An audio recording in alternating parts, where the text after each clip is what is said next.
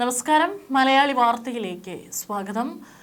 പെരുമ്പാവൂർ കീഴിലത്ത് യുവതിയെ കഴുത്തിൽ bandage tape ഉപയോഗിച്ച് ശ്വാസം മുട്ടിച്ച് കൊലപ്പെടുത്തിയ കേസിൽ ഇപ്പോൾ വളരെ ഞെട്ടിക്കുന്ന വിവരങ്ങളാണ് പുറത്തുവരുന്നത്.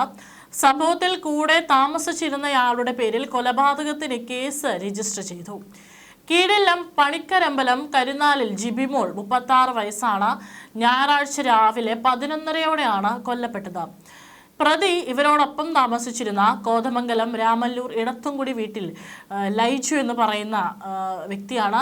47 വയസ്സാണ് ഇയാൾക്ക് പ്രായം. കൊലപാതകം ഇയാൾ തനിയെ ചെയ്തു എന്നാണ് പ്രാഥമിക റിപ്പോർട്ടുകൾ. കൊലപാതകത്തിന് ശേഷം സംഭവ സ്ഥലത്ത് നിന്ന് ലൈജു രക്ഷപ്പെട്ടിരുന്നു.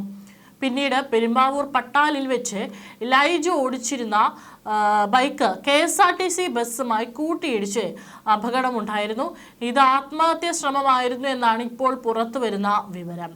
ബൈക്ക് KSRTC ബസ്സിൽ ഇടിച്ചു കയറ്റിയായിരുന്നു ആത്മഹത്യാ ശ്രമം. അപകടത്തിൽ ലൈജുവിന്റെ തലയ്ക്കും നെഞ്ചിനും ഗുരുതരമായി പരിക്കേറ്റിരുന്നു. തുടർന്ന് കോട്ടയം മെഡിക്കൽ കോളേജിൽ ചികിത്സയിലിരിക്കെ ഇയാൾ കുറ്റം സമ്മതിച്ചതായി പോലീസ് അറിയിച്ചു. ഇരുവരും തമ്മിലുണ്ടായ അഭിപ്രായ ഭിന്നതകളാണ് കൊലപാതകത്തിലേക്ക് നയിച്ചതെന്നാണ് പോലീസിന്റെ പ്രാഥമിക നിഗമനം. ലൈജുവിന്റെ ആദ്യ ഭാര്യയ്ക്ക് ജീവനാംശം നൽകുന്നതുമായി ബന്ധപ്പെട്ട കേസിൽ ഇയാൾ മുൻപ് ജയിൽ ശിക്ഷ അനുഭവിച്ചിട്ടുണ്ട്. വെരിക്കോസ് രോഗത്തിന് മൂവാറ്റുപുഴ സർക്കാർ ആശുപത്രിയിൽ ചികിത്സയിലായിരുന്ന ലൈജു കഴിഞ്ഞ ശനിയാഴ്ച രാത്രിയാണ് വീട്ടിൽ തിരിച്ചെത്തിയത്. നിയമപരമായി വിവാഹം കഴിക്കാതെയാണ് ജിബിമോളും ലൈജുവും ഒരുമിച്ച് താമസിച്ചിരുന്നത്. ഇവർക്ക് ഒരു മകനുണ്ട്. ലൈജുവിന് ആദ്യ ബന്ധത്തിൽ 2 മക്കളും ജിബിമോൾക്ക് ഒരു മകനും കൂടിയുണ്ട്. സംഭവത്തിനു മുമ്പ് ഇരുവരും തമ്മിൽ വഴക്കുണ്ടായിരുന്നതായി വിവരമുണ്ട്. മുൻപ് ലൈജു കോതമംഗലത്തെ ഹോട്ടലും പച്ചക്കറി കടയും നടത്തിയിരുന്നു. ഈ സമയത്താണ് ജിബിമോൾ അവിടെ ജോലിക്ക് എത്തിയതെന്നും പിന്നീട് ഇരുവരും ഒരുമിച്ച് താമസം ആരംഭിക്കുകയായിരുന്നു. മൂവാറ്റുപുഴ ഗവൺമെന്റ് ആശുപത്രിയിലെ പോസ്റ്റ്മോർട്ടത്തിന് ശേഷം ജിബിമോളുടെ മൃതദേഹം സംസ്കരിച്ചു. ഞായറാഴ്ച രാവിലെ 11:30ഓടെയാണ് സംഭവം. കീഴിലം ഷാപ്പുപടിയിലെ പെട്രോൾ പമ്പിന് സമീപം ഹോട്ടൽ നടത്തി വരികയായിരുന്നു ഇരുവരും. ഹോട്ടലിന് പിന്നിലെ മുറിയിലാണ് ഇവർ 7 വയസ്സുള്ള മകനൊപ്പം താമസിച്ചിരുന്നത്.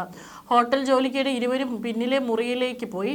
കുറച്ചു സമയം കഴിഞ്ഞിട്ടും കാണാതായതിനെ തുടർന്ന് മകൻ ചെന്ന് നോക്കിയപ്പോഴാണ് ജിബി വീടിനുള്ളിൽ ചലനമറ്റ് കിടക്കുന്നത് കണ്ടത്. ഇതിനിടെ ലൈജു ബൈക്കുമായി പുറത്തേക്ക് പോയിരുന്നു.